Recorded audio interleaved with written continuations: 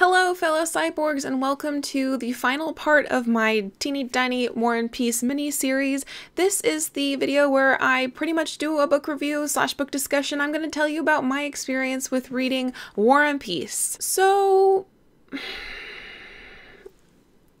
where do I start? I wanted to read War and Peace for reasons I don't recommend. Kate Howe, who is a fellow booktuber, expressed her absolute desire to read War and Peace and how she wanted to buddy read it with people. Acacia Ives, also fellow booktuber, is doing a project this year where once a month she reads a thing that's more than 600 pages. War and Peace definitely has her there. The three of us came together in the hopes of reading War and Peace during the month of March, and then we didn't. Kate, to my knowledge, is still really trying to get through War and Peace, but some passages just slowed her down so much that she's kind of like, I don't know what to do with this. Acacia, for many circumstances, powered through War and Peace and was the only one of us to read it within the month of March because she can read, guys. She can read.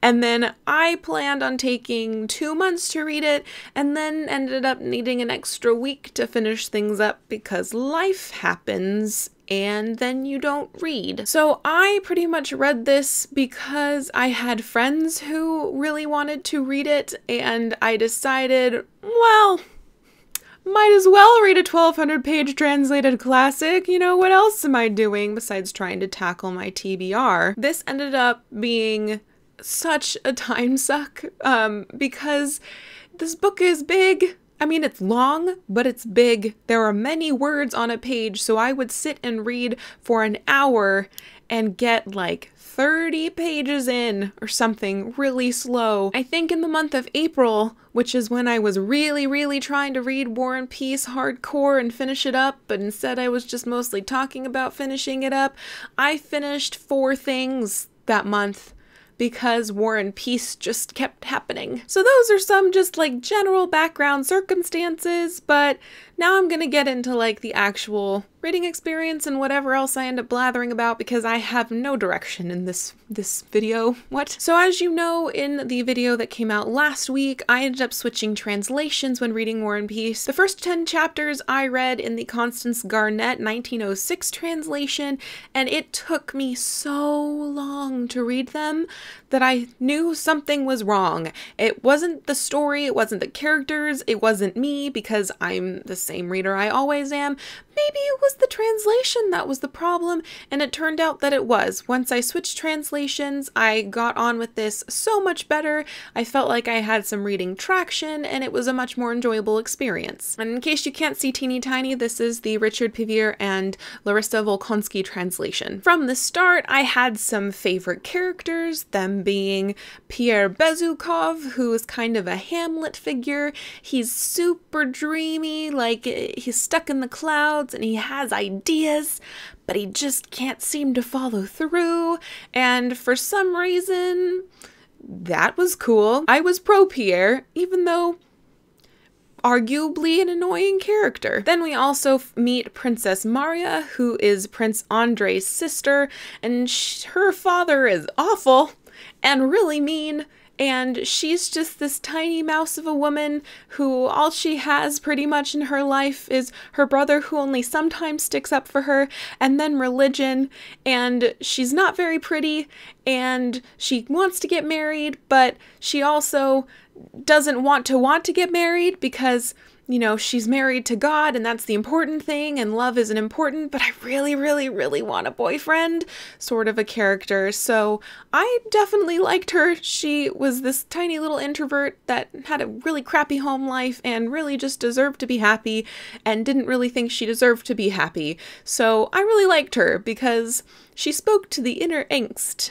The 15-year-old who still lives in here and writes awful poetry. As the story progressed, I met a bunch of other characters that I found really interesting and changed my mind about some characters that I found insufferable. One of the main things that I enjoyed about War and Peace as I was reading it was that Tolstoy seemed to be very acutely aware of the human psychology and of how these teeny tiny moments in people's lives can have a big difference.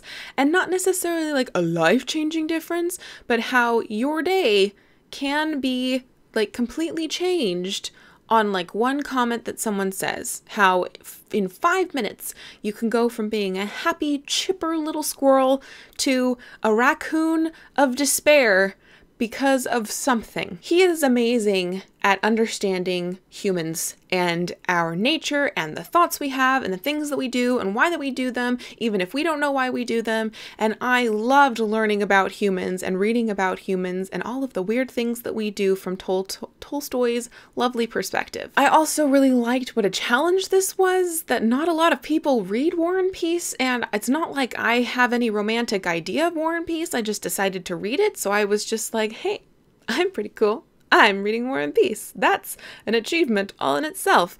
And, you know, self-pride goes a long way. Half of this, as I explained in the first video of this miniseries, takes place in the military, and I found that those chapters were really hard for me to digest because I just didn't know what was going on.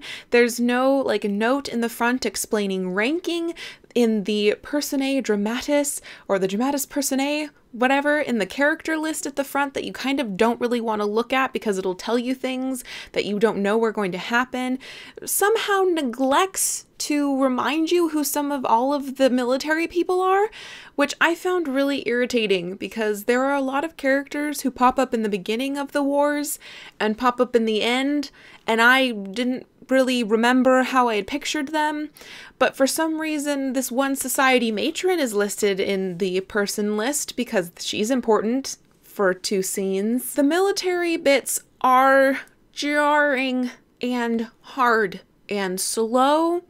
I learned things that then I flushed out of my brain because do I really need to understand precisely where everybody was at the Battle of Borodino? No, I don't. But within some of those details that were just kind of sloggy, there are also some wonderful people moments and some wonderful discussions on, like, why? Humans? Why do we do the killing thing in the uniforms and stuff? Do we need to?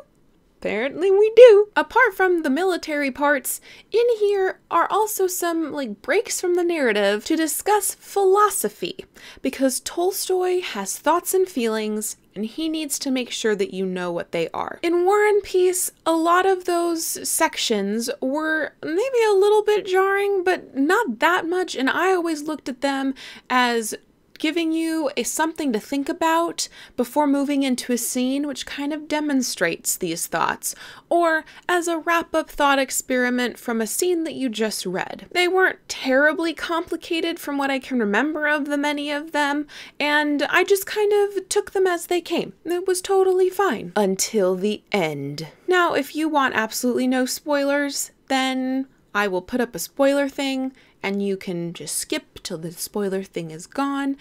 But if you want to know why War and Peace got 3 out of 5 stars from me after 2 months and a week of reading and enjoying it at a 4-star level for the most of it, then stick around. I promise I won't ruin the ending. So the epilogue is split into 2 parts.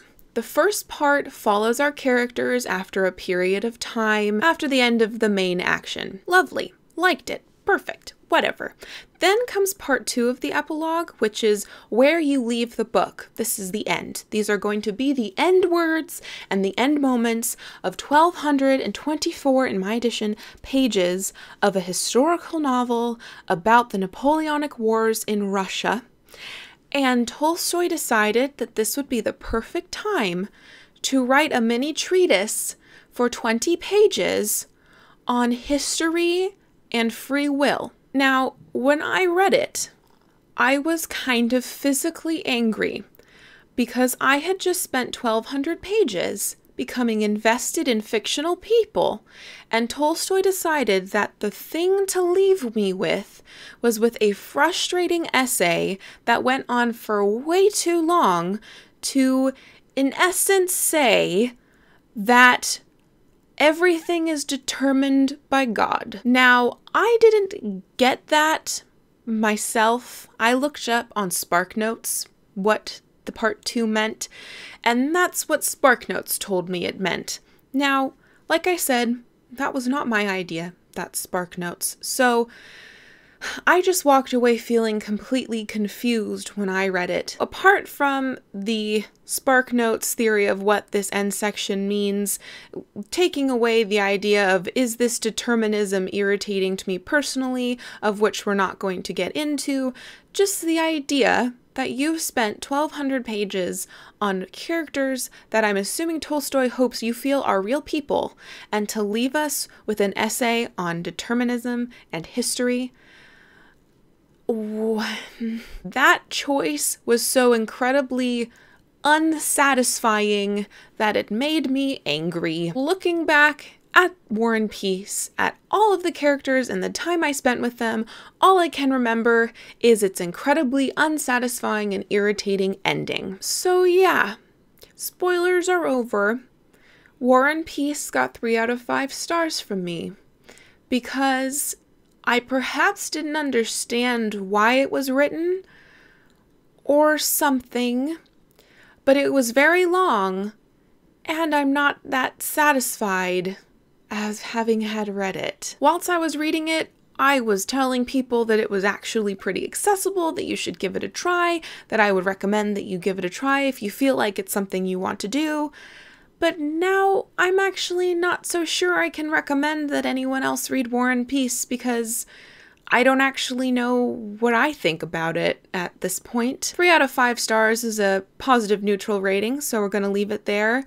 I hope one day to reread War and Peace and see if I can make peace with the frustration that I felt at the end. Overall, I'm glad I read War and Peace because I'm proud of myself for reading War and Peace.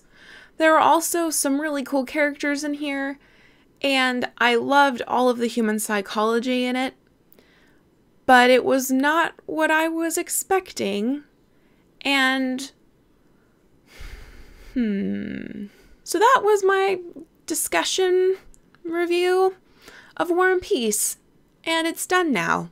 So that's good, because it took a long time to get to this point. Thank you for watching me talk about War and Peace in many videos. I hope that you have gained something by them, and I hope that you, if you are truly still interested in reading War and Peace, that you just go and do it. Because slay that dragon, do that thing, be proud of yourself, because it is certainly an achievement to have read War and Peace. Thank you for watching, and until next time, continue to be lovely.